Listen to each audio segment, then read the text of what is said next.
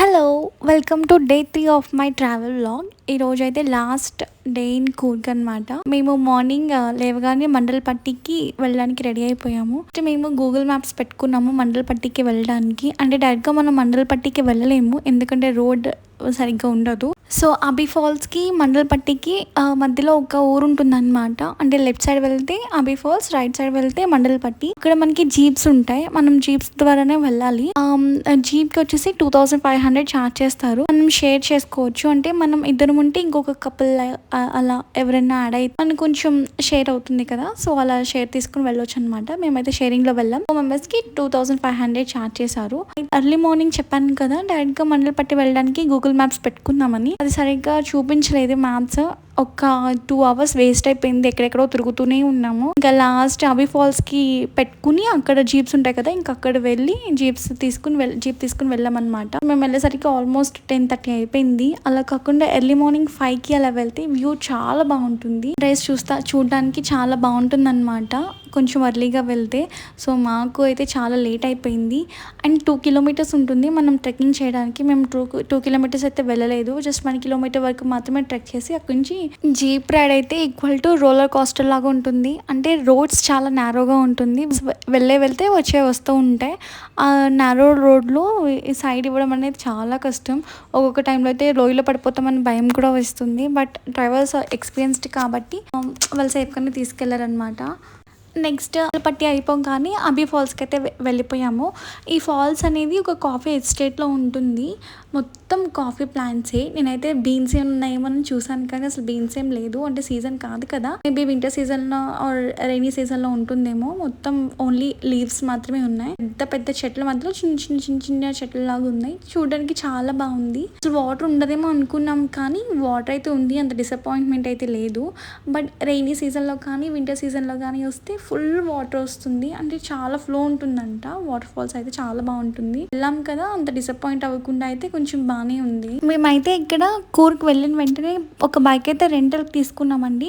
యాక్చువల్గా అయితే స్కూటీ తీసుకున్నాం అనుకున్నాం, బట్ 3 days హాలిడేస్ రావడం వల్ల చాలా మంది ప్రీ బుక్ చేసేసుకున్నారు. అసలు స్కూటీస్ అనేవి దొరకట్లేదు.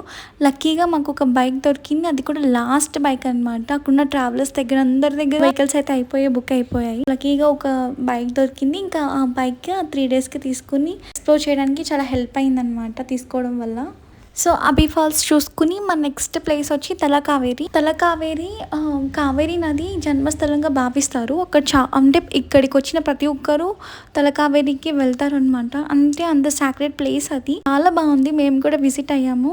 అండ్ వెళ్ళే రోడ్ అంతా కూడా మొత్తం కాఫీ ప్లాంట్స్, ఒక దట్టమైన అడవిలానే అనిపిస్తుంది. రోడ్స్ కూడా చాలా నేరోగా ఉంటాయి. మేము బైక్ మీద వెళ్ళడం వల్ల, బాబుతో ఉండడం వల్ల మేమైతే షూట్ చేయలేకపోయాను. ఒక్కొక్క టైంలో అయితే భయం వేస్తుంది. అంటే సడన్గా ఏమైనా వెదర్ చేంజ్ అయినా, వర్షం ఏమైనా పడినా కూడా కొంచెం ఎంతైనా డేంజరస్ కదా, రిమోట్ ఏరియా కదా, సిగ్నల్స్ లేకపోయినా కూడా చాలా ప్రాబ్లం అయిపోతుంది. ఇక్కడ స్టే చేయాలో కూడా తెలియదు, ఎందుకంటే ఒక్కొక్క హౌస్కి ఇంకో హౌస్ 1 kilometer డిస్టెన్స్ ఉంటుంది.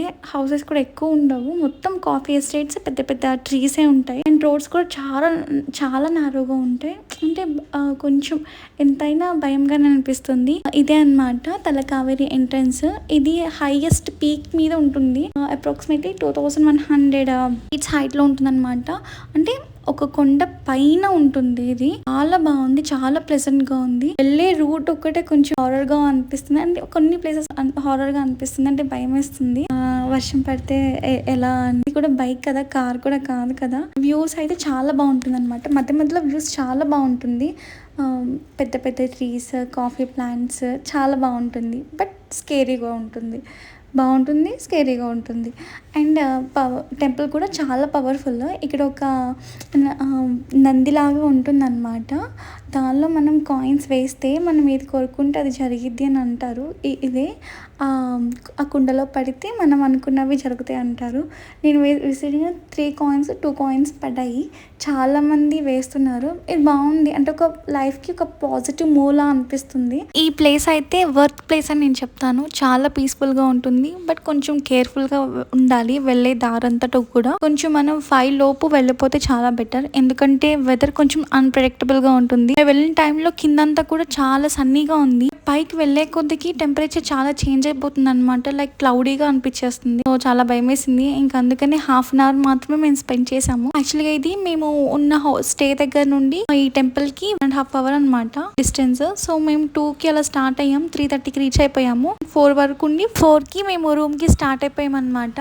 సో కూర్గ్ వచ్చిన ప్రతి ఒక్కరు ఈ టెంపుల్ విజిట్ అవ్వడానికి ట్రై చేయండి, ఎందుకంటే వర్త్ ద ప్లేస్ అనమాట. సో ఇది నా last travel vlog. See you next video. Bye bye.